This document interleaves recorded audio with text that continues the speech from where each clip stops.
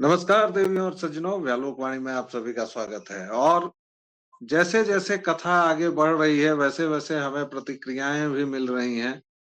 जैसे हमें प्रतिक्रियाएँ मिल रही हैं, हमारा उत्साह भी बढ़ रहा है। कई दर्शकों ने लिखा कि उन्हें रुरु के बारे में पता भी नहीं था, लेकिन अब बात रुरु की हो चुकी है। आज की कहानी होगी एक ऐसे पुत्र की, एक ऐसे व्यक्ति की जिसने अपने मातृकुल का भी कल्याण किया और पितृकुल का भी कल्याण किया। और आपको याद ही होगा कि पिछले एपिसोड में जब हमने बात की थी तब जनमेजय के और परीक्षित के, तक्षक के सबका उल्लेख हुआ था, सर्प यज्ञ की बात हुई थी। तो आइए उसी कथा रस में आगे डूबते हुए बढ़ते हैं। आगे देखते हैं कि महाभारत की कथा हमें क्या कहती है। हमारे सम्मानित अतिथि का स्वागत कीजिए और चलिए बढ़ते हैं साथ-साथ महाभारत के इस पथ पर। जी। गायन्ति देवाः किल गीतकानि धन्यस्तु ते भारत भूमि भागः। गायन्ति देवाः किल गीतकानि धन्यस्तु ते भारत भूमि भागः। स्वर्गापवर्गास्पदहेतुभूते भवन्ति भूयः पुरुषः पुरस्तात्। एतद्देश प्रसूतस्य सकाशादग्रजन्मनः स्वं स्वं चरित्रं शिक्षेरन् पृथिव्यां सर्वमानवाः।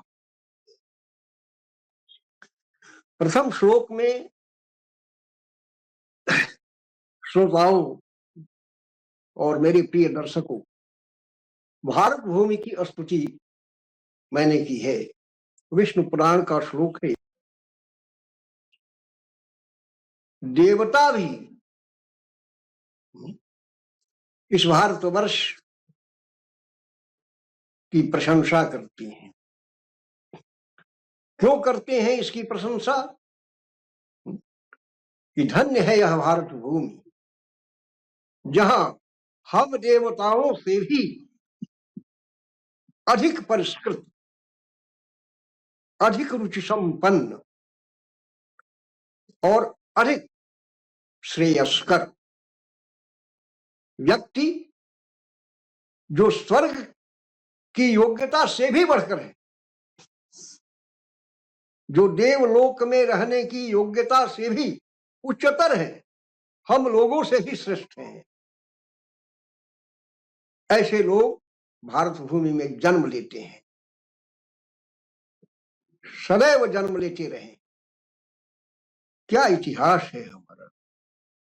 देखिए, आप सब जानते हैं, महापुरुषों को मैं क्यों घिनाऊं, आप सभी जानते हैं कि कैसे कैसे लोग यहाँ हुए हैं, जिस कारण भारत भूमि से भी ईर्ष्या करते हैं देवता। दूसरा श्लोक है, एतद्देश प्रसूतस्य सकाशादग्र जन्मनः स्वं स्वं चरित्रं शिक्षेरन् पृथिव्यां सर्वमानवाः। यही वह देश है, भारतवर्ष, जहां जो लोग पैदा हुए, जहां जिन लोगों ने जन्म लिया,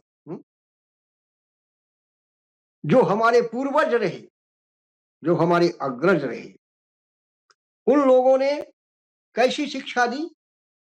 न माता पिता से मात्र पढ़कर, मित्रों स्वजनों से मात्र पढ़कर, विद्यालय महाविद्यालय और विश्वविद्यालय में गुरुजनों से पढ़कर, जो तथा कथित, जो तथा कथित शिक्षा उन्होंने प्राप्त की, उसको नहीं दिया अपने बाद आने वालों को। कौन सी शिक्षा दी तब? कोई औपचारिक शिक्षा नहीं दी उन्होंने, अपने अनुभवों की शिक्षा दी। जो जो उन पर बीता, जो जो उन लोगों ने किया, जो जो कर्तव्य संपादित किए, गीता में महर्षि व्यास ने खुद कहा है ना, अभ्यासेन तु कौन्तेय, हे अर्जुन, अभ्यास से ही सब कुछ प्राप्त होगा, अभ्यास से ही सब कुछ मिलेगा। तो भारतवर्ष के पूर्वजों और अग्रजों ने जो अभ्यास से खुद प्राप्त किया, अंतर्हित होकर जिसका अभ्यास उन्होंने किया, उसी की शिक्षा अपने बाद आने वालों को, अपनी पीढ़ियों को उन्होंने दी। यह भारतवर्ष धन्य है।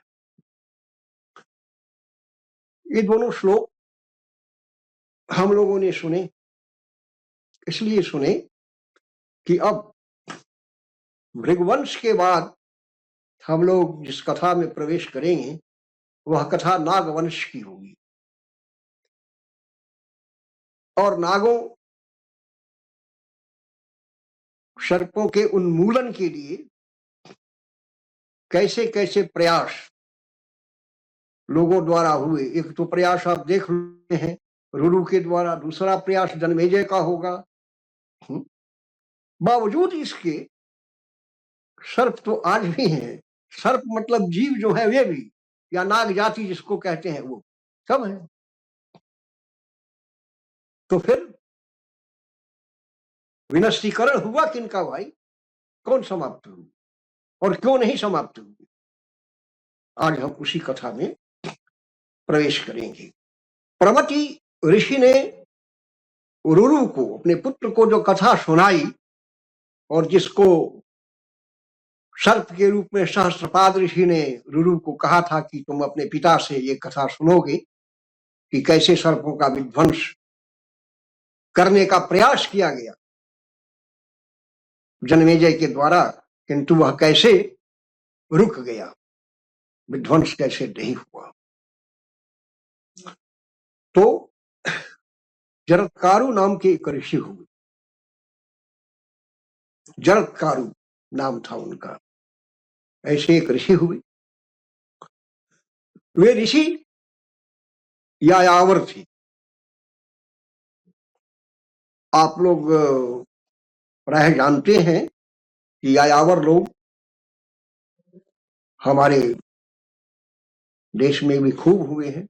वैसे यह यायावर संप्रदाय था एक सन्यासियों का, जो बराबर घुमा ही करता था और घूम फिर कर ही अपने यजन भजन भी करता था, घूम फिर कर ही और भिक्षाटन करके अपना वो पालन पोषण भी करता था।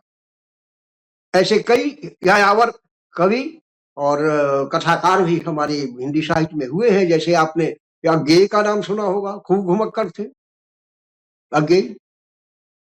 एक देवेंद्र सत्यार्थी हुए हैं, जिन्होंने लोकगीतों का संकलन कर इतिहास बना दिया। वो नागार्जुन का नाम आपने सुना होगा। वे ऐसे यायावरी लोग हुए हैं हिंदी साहित्य में। तो ये तो फिर करके ये लोग अपना जो कुछ देखते थे साहित्य लिखते थे, लेकिन जरत्कारु जो थे वो यायावरी संप्रदाय के ऋषि थे। घूम फिरकर अपने जीवन का पालन पोषण करते थे। अविवाहित थे, गृहस्थ नहीं थे। यायावर थे, गृहस्थ नहीं ही थे।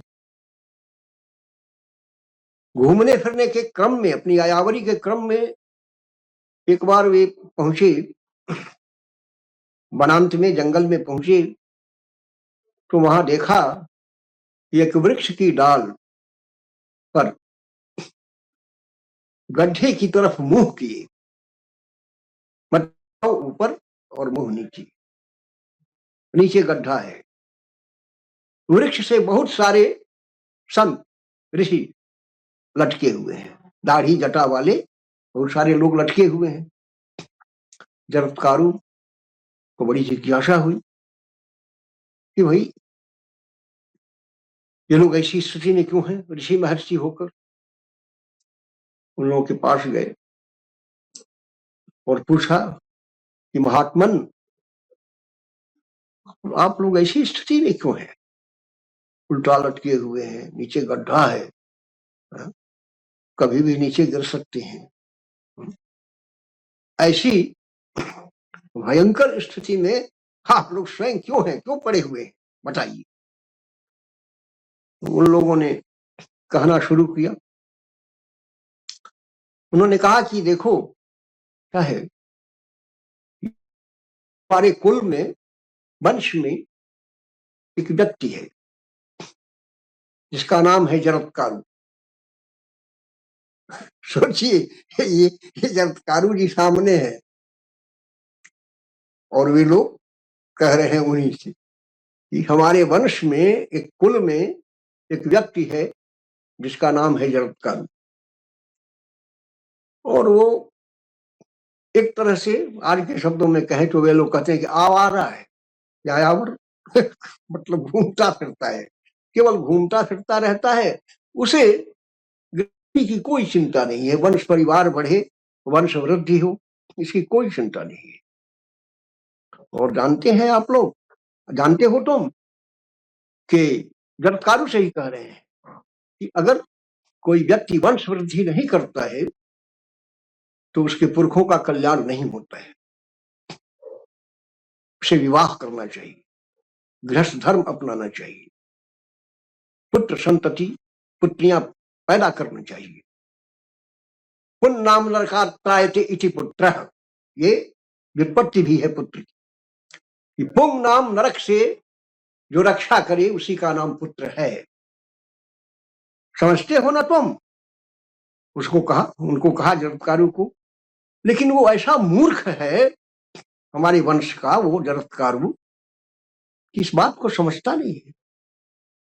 तो ऋषि है, मुनि है, यायावरी है, तपोधन है, बहुत ज्ञानी है, लेकिन ऐसे ज्ञान को जो सामान्य लोग भी नहीं जानते हैं, सामान्य लोग भी जानते हैं, उसे वह नहीं जानता। हम सभी उसी के पुरखे हैं, उसी के पूर्वज हैं, जो इस नरक यातना में उसके कारण पड़े हुए हैं। वो विवाह करेगा, वंश वृद्धि करेगा, पुत्र पुत्रियां होंगी, संतान होंगी, वे सब जलांजलि देंगे, तीर्थ करेंगे, पुण्यार्जन करेंगे, उससे हमारा कल्याण होगा, हमारा उद्धार होगा। ये हमारा उल्टा लटकना इस भयंकर स्थिति में, दुखद स्थिति में, दारुण स्थिति में तभी छूटेगा जब वह मूर्ख, कई बार मूर्ख शब्द का प्रयोग किया है वहां व्यास ने, तब वह मूर्ख जब करेगा तब हम लोगों का कल्याण होगा। विवाह करके वंश वृद्धि करे तब। अब तो ये महाशय बड़े चक्कर में पड़े कि भाई ये सारी गालियां जो है तो मुझे ही मिल रही हैं और मैं ही इन लोगों का अपराधी हूं। उन्होंने कहा कि तब मैं ही जरत्कारु, आप लोग निदान बताएं, मैं क्या करूं? क्या करोगे तुम? अगर जरत्कारु हो, मूर्खाधिराज हमारे कुल के, तो तुम विवाह करो, गृहस्थ संपादन करो, तब हम लोगों का उद्धार होगा। जरत्कारु ने कहा कि ठीक है, मैं विवाह तो करूंगा, लेकिन मेरी एक प्रतिज्ञा है। कौन सी प्रतिज्ञा है, बोलो? पहली प्रतिज्ञा तो यह है कि मैं जरत्कारु नाम की कन्या से ही विवाह करूंगा। जिसका नाम जरत्कारु होगा उसी कन्या से मैं विवाह करूंगा। ये देखिए, ये कंडीशन, ये सब। अब ये कन्या कहाँ मिलेगी भाई तुम्हारे ही नाम की? उस कन्या से मैं विवाह करूंगा। और दूसरी शर्त कि मैं किसी से कन्या मांगूंगा नहीं कि आप अपनी कन्या का दान मुझे करें। मैं भिक्षा में जो मुझे दे देगा अपनी कन्या, भिक्षा में जो दे देगा उसकी कन्या से मैं विवाह करूंगा। कहा पुरखों ने कि जाओ जाओ, कोई बात नहीं है, हम लोगों का आशीर्वाद है, तुम्हारी जो यह प्रतिज्ञा है वह पूरी होगी। जाओ तुम प्रयास तो करो। जटकारु विदा हुए, आए महर्षि, फिर अपनी आयावरी में लग गए। लेकिन आकस्मिक रूप से उनको, अरे ये तो मैंने पुरखों से प्रतिज्ञा की है, पूर्वजों से, कि मैं गृहस्थ बनूंगा, उसका क्या किया जाए। फिर आए अरण्य में, तपोवन में आए और खड़े हो गए आकाश के नीचे। आकाश के नीचे खड़े होकर 3 बार 3 बड़ा महत्वपूर्ण है प्रतिज्ञा के अर्थ में, शपथ के अर्थ में।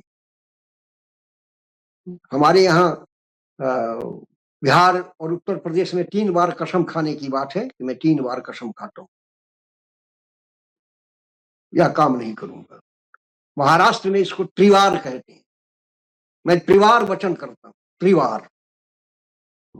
शिवाजी महाराज जब युद्ध में चलते थे तो अपनी माँ जीजाबाई से यही प्रतिज्ञा करते थे कि माँ, मैं त्रिवार वचन देता हूं तुमको, विजयी होकर ही लौटूंगा। देखिए महाभारत में जरत्कारु महाराज भी यही कार्य करते हैं। जंगल में जाते हैं और आंखें मूंदते हैं, आंखों को मूंद कर संकल्प करते हैं भीतर और 3 बार बोलते हैं। क्या बोलते हैं? इस विश्व में कहीं भी कोई व्यक्ति जो मेरी ध्वनि सुन रहा है, मेरी आवाज पकड़ रहा है, वह सुने 3 बार। वह अपनी कन्या का दान मुझे कर सकता है, वह अपनी कन्या का दान मुझे कर सकता है, वह अपनी कन्या का दान मुझे कर सकता है।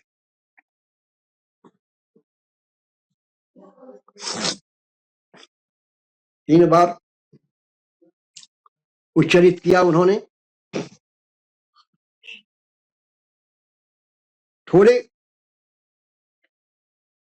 क्षणों के बाद वासुकी नाग, वासुकी नागों का राजा, शेषनाग अनंत तो सम्राट हैं, राजा वासुकी है।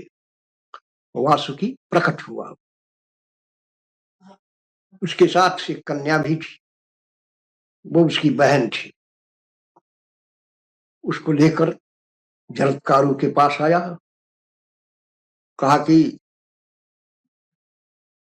ऋषिवर देखो तुम्हारी भिक्षा तुम्हारे पास है, तुमने 3 बार ध्वनि की थी ना, उसे सुनकर मैं अपनी बहन को लेके आया हूं तुम्हारे पास। जरत्कारु ने आंखें खोली तो देखा सामने साक्षात सुलक्षणा लक्ष्मी स्वरूपा सौंदर्यवती कन्या के साथ वासुकी खड़े हैं। वासुकी ने कहा कि महर्षि, मैं अपनी बहन का दान तुम्हें करता हूं, इसका पानी ग्रहण करो। जरत्कारु का पानी ग्रहण संपन्न होता है, पानी ग्रहण करते हैं। इसके बाद आकर तब तो यायावरी समाप्त हो गई, गृहस्थ बनते हैं, तपोवन में शरण लेते हैं और अपनी तपश्चर्या से, अपने पुण्य से, अपने प्रताप से, पुरखों के आशीर्वाद से एक पुत्र पैदा होता है। उस पुत्र का नाम होता है आस्तिक।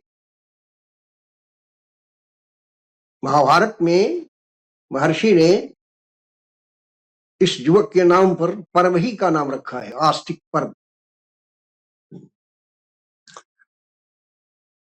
आस्तिक का जन्म होता है जब कारू ऋषियों की परंपरा में है ही, तपोधन है, विद्वान हैं, वेदानुरागी हैं, उनका पुत्र उनसे भी बढ़कर होता है, तपोनिष्ठ, सत्यनिष्ठ, व्रतनिष्ठ आस्तिक होता है। आस्तिक अब वासुकी का भांजा हुआ, भागिनेय हुआ। ये मातृकुल है आस्तिक का।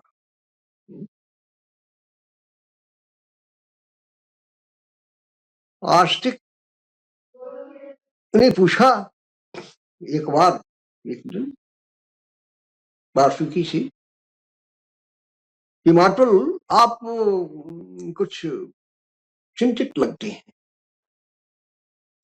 कुछ सोचते रहते हैं, लगता है बराबर, क्या बात है, कौन सी समस्या है, बोलिए, मैं उसे दूर करूंगा। वासुकी ने कहा कि बेटा ऐसा है कि देखो, तुम पढ़ लिख कर विद्वान हो ही गए हो, तपश्चर्या तुम्हारी बड़े बड़े ऋषि मुनियों से भी बढ़ गई है, समर्थ हो गए हो, स्वार्थ तो है ही, हम लोगों का स्वार्थ है, और समय आने पर तुम्हें वो बतला दिया जाएगा। असल बात यह है पुत्र के नागों की माता ने दक्ष प्रजापति की दो बेटियां कद्रु और विनता, उसमें कद्रु सर्पों की माता है, सर्प वंश उस कद्रु से ही चला है। कद्रु माता का यह शाप है हम लोगों पर, सर्प योनि पर, सर्पली पर, सर्प कुल पर यह शाप है कि तुम लोगों का विनाश हो जाएगा, अग्नि में जल कर मरो।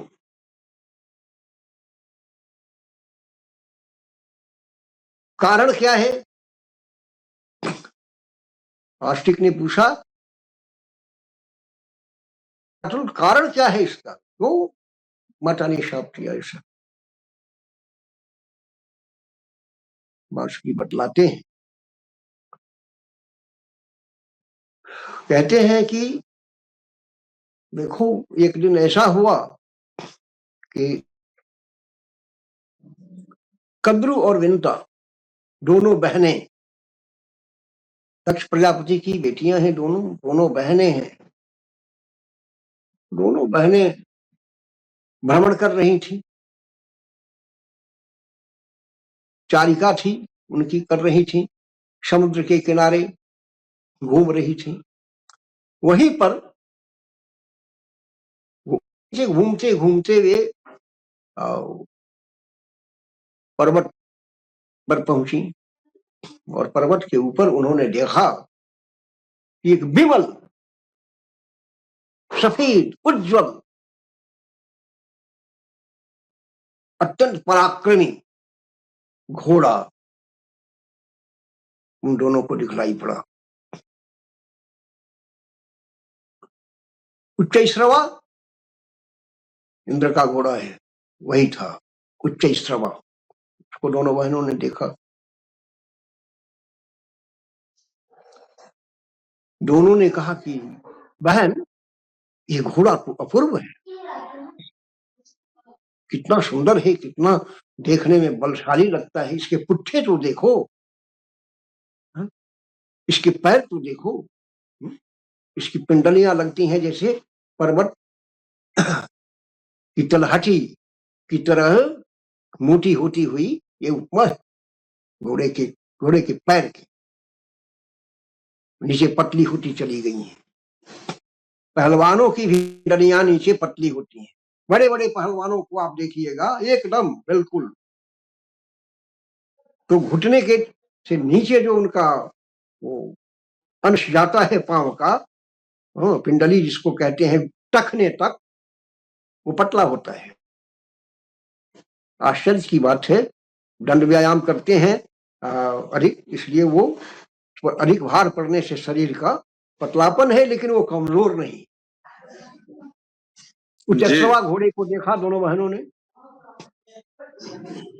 तो कहा कि बहन, ये घोड़ा देखती हो, इसका रंग कैसा है? तो एक ने कहा कि उजला उजला है। कद्रू ने कहा कि उजला नहीं लगता है, उजला तो है, लेकिन लगता है कि इसकी पूंछ काली है, पूंछ काली है। दोनों में संशय हुआ।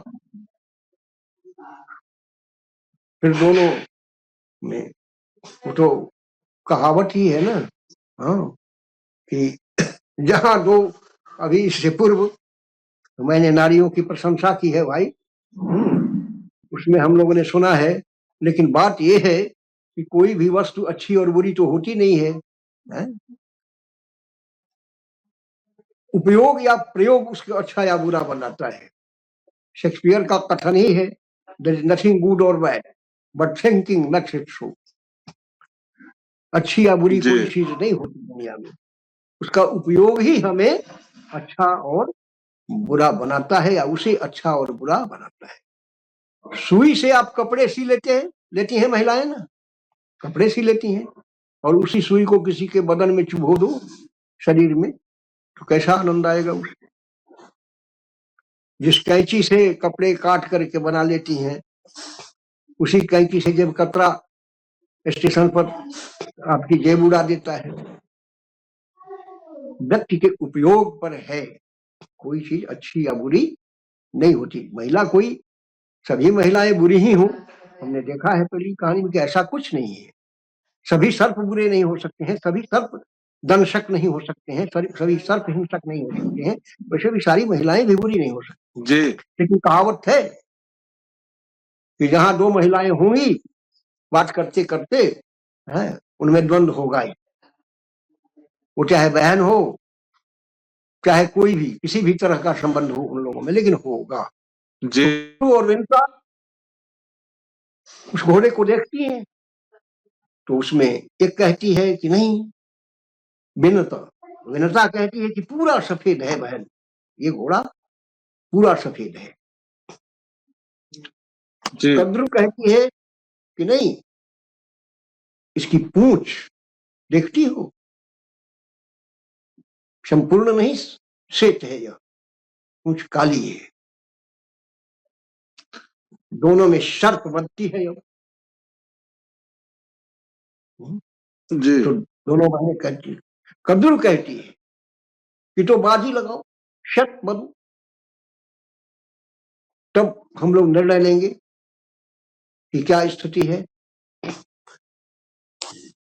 तो कौन सी शर्त लगी? विनता कहती है कि तुम ही शर्त रखो, कौन सी शर्त रहे। तो कद्रू कहती है कि देखो, अगर यह घोड़ा पूर्णतः श्वेत है, जो तुम्हारा कथन है, यह सत्य अगर हुआ तो मैं तुम्हारी दासी हो जाऊंगी, और अगर पूर्णतः श्वेत नहीं हुआ, पूंछ काली इसकी सिद्ध हुई, तो तुम मेरी दासी हो जाओगी जन्म भर के लिए। ये देखिए, हे नारी हृदय से नमस्कार, शक्ति का स्रोत बहाती हो, काली चंडी दुर्गा बनकर सोनित से नित्य नहाती हो। ये देखिए, यहां भी देखिए स्त्री का एक स्वरूप। दोनों बहनें हैं, शर्त कैसी है, अपूर्व, अद्भुत, विचित्र, न सोचने वाली कि एक दूसरे की दासी हो जाएगी। ये शर्त होती है दोनों बहनों की। 21वां घोड़ा अगर संपूर्ण श्वेत है तब मैं तुम्हारी दासी हो जाऊंगी विंता बहन, और अगर पूंछ उसकी काली है तो तुम मेरी दासी हो जाओगी कद्रू बहन। जी ये शर्त रही। जी और इस प्रकार इन दोनों बहनों जी में शर्त बनी। वासुकी कहते हैं कि उसी में अब आगे उच्चैश्रवा घोड़ा कहाँ से आया, किसका घोड़ा था, उसके लिए क्या किया गया, और फिर उस घोड़े की पूंछ काली थी या उजली थी संपूर्णतः, ये हम दूसरी कथा में जी इसके बाद जो भी प्रसंग तो आएगा आगे की कथा उसमें हम पढ़ेंगे। तो कद्रू और विनुता जी कि इस शर्त का क्या परिणाम हुआ और इसके कारण क्या क्या हुए, दर्शकों श्रोताओं हम अगले एपिसोड में इसे जानेंगे। धन्यवाद जी। तो आगे की कथा आगे कहेंगे, और फिलहाल एक छोटा सा विराम। आप जिस तरह व्यालोकवाणी को स्नेह और प्रेम देते आए हैं, प्लीज दर्शकों श्रोताओं देते रहिए, शेयर और सब्सक्राइब करते रहिए। खास तौर पर महाभारत की यह सीरीज जो हमने चलाई है, इसको आगे पढ़ाएं, आगे बढ़ाएं। बहुत बहुत आभार। जय जय सिया राम। जय श्री राम।